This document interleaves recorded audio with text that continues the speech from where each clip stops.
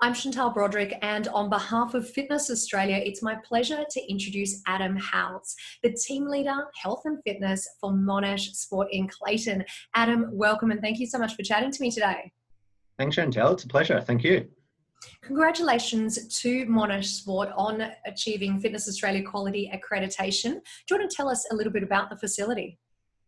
Yeah, sure. So Monash Sport is a department within Monash University at our Clayton campus.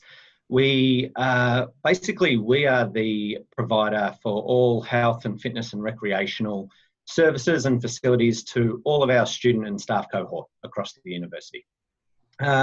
We have, similar to most commercial gyms, we have a fully equipped gymnasium, group fitness classes, and an impressive aquatic area. But we also have basketball courts, football ovals, hockey pitch, tennis courts, all extended services such as that are made available for the students and staff on campus to try and provide them, especially the students, try and provide them with some sort of balance between the stresses of study and whatnot. We've got probably about 30 plus permanent staff, about 200 or so sessional and casual staff. So it's a big organisation. We had 1.2 million visitors through our doors last year. So it's a very high-paced facility and very well-used facility by our cohort. So Adam, tell me, what made you decide to take part in the Fitness Australia Quality Accreditation program? Yeah, we're really big on not standing still, and we're really big on self-analysis and auditing of our processes and our systems and making sure that we're doing things the best that we can. We do that a lot internally, and we have a lot of thorough systems to allow us to do that, and that works great. But we've never really had a real thorough process to follow from an external provider, I guess.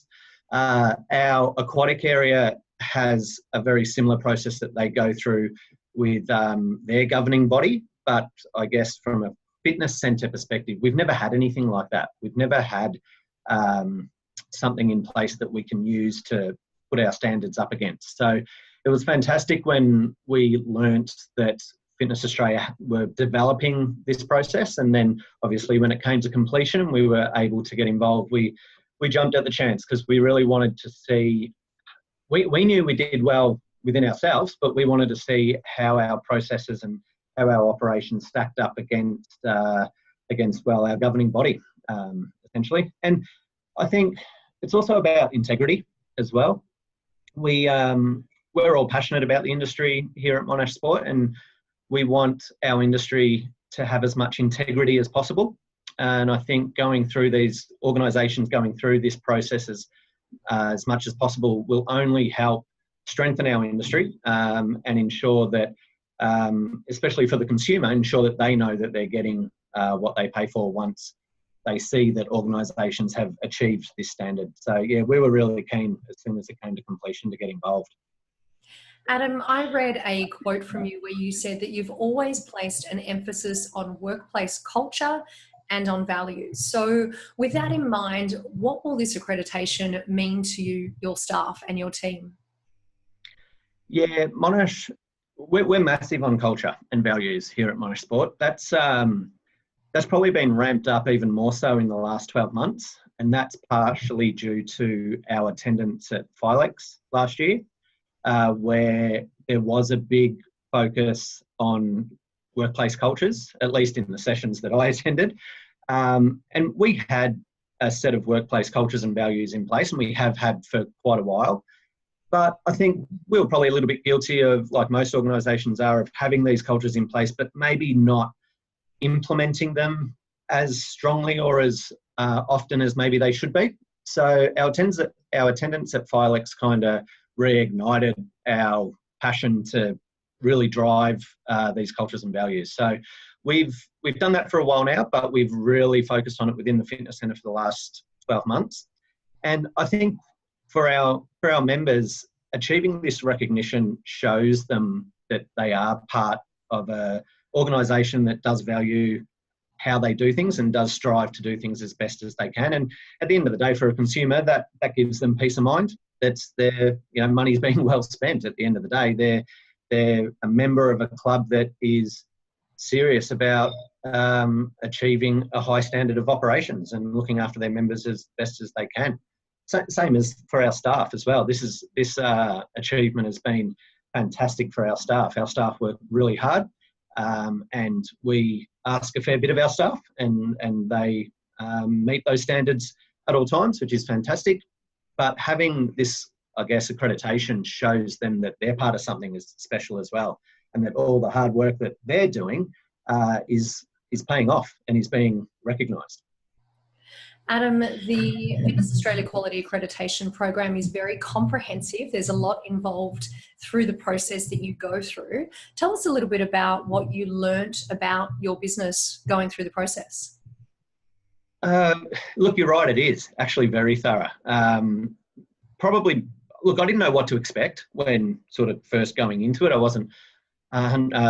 Scott from Fitness Australia did a fantastic job in sort of explaining what the process was, but until you actually go through it, you're not really sure. So I'll admit it was more in depth and thorough than what I was expecting, which is great though. I was actually impressed by it. I was hoping it wasn't a wishy-washy process and that it was actually quite thorough, and it really was. So it was a fair bit of work to be able to tick all the boxes and provide all the relevant level of evidence that was needed. So going through it, it helped highlight a few of our strengths. That there's some things that we know we do well, or we like to think we do well, that are quite different to a lot of providers. Being a university based fitness centre, there's a few idiosyncrasies and a few differences between our business model and how we do things as opposed to what I guess the norm is. And that's fine, and we acknowledge that, and we're proud of that. And I guess the accreditation process highlighted that a little bit and highlighted those differences that we do, and that was great. So that made us, it really sort of put our mind at ease that although we're doing things a little bit differently, we're still achieving what we want to achieve, because we're still able to meet those criteria that are required as part of the accreditation, even though the evidence that we're providing or the way in which we're achieving that criteria might be a little bit different to what a few others do. So that was great. And look, it definitely highlighted a few areas that we probably need to direct a little bit of attention to, I guess. Things that we do okay, but that maybe it's time to prioritise a little bit more. We may have pushed it back a little bit with the intention of giving it the attention that it deserves down the track, but we just haven't got back around to it. So this sort of really made us realise, you know what, we said we would focus on this area. Let's do it now. So yeah, it's sort of redirected our focus a little bit in a couple of different areas. And you mentioned earlier that when you attended Philex in 2018, that you you kind of re-emphasised the team culture and team building and started to implement some practices within the business. When it came to that side of the accreditation process, did you find as though the lessons that you had implemented were fulfilling the needs of the process, or is there any areas there that you need to change or improve on? Yeah, through the accreditation process, any of the criteria that spoke about workplace staff inductions, staff meetings, and there's sections in the accreditation program that talk about performance management of staff and the like. We found, thanks to, I guess, our renowned and renewed focus on our culture and values, we found that, I guess, achieving that element of the accreditation was pretty simple. That was an area we kind of ticked those boxes relatively simple because of the focus that we had put back into that area in the 12 months prior. So had we not, I guess, attended Philex, and had we not taken on board some of the outcomes and learnings from that and implemented them and had that focus, then I think we still might have been able to achieve the criteria needed, just probably not as easily or as comprehensively. It sounds as though there were areas that it gave you that reassurance that the business is, in the right direction, but it also gave you that reminder that there are areas to have a look at and perhaps revisit within the business moving forward. So for anyone that is considering going through the Fitness Australia Quality Accreditation program, what advice would you give to them?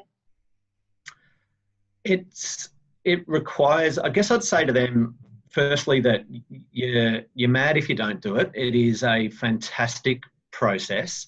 And I'll go back to something I said earlier in regards to integrity.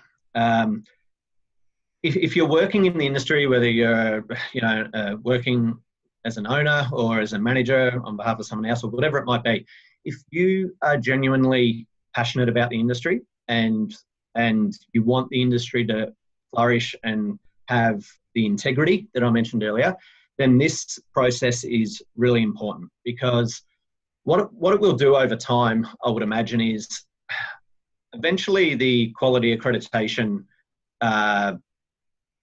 you would hope that it would get into the mindset of the consumer. And so that consumers will start, when they're shopping for what gym they're going to join or what personal training studio they want to be a part of, they will start to look as to whether or not that particular facility has achieved that standard, that quality accreditation standard. Now, obviously, this is in its early stages yet, so we're not quite there, but I think the more organisations that challenge themselves and put themselves through this process and achieve this recognition, sooner or later it'll get to the stage where consumers are actually looking for it, which I think goes back to the integrity side of things.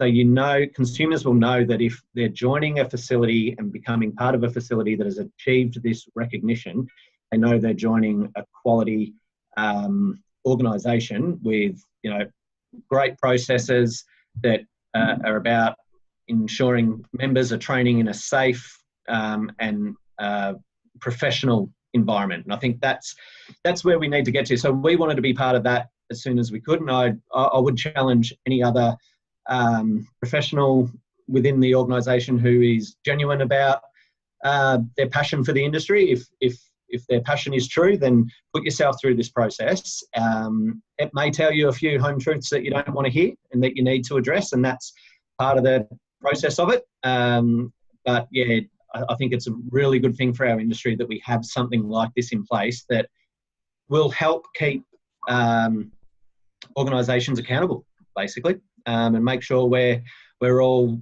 moving in the right direction and doing the best we can for those out there that want to experience the benefits of health and fitness. Adam, I think that is a great challenge to leave with the Australian fitness industry. So I want to congratulate Monash Sport once again on achieving Fitness Australia Quality Accreditation, and thank you so much for chatting to me today. Thank you, absolutely my pleasure. Thank you very much.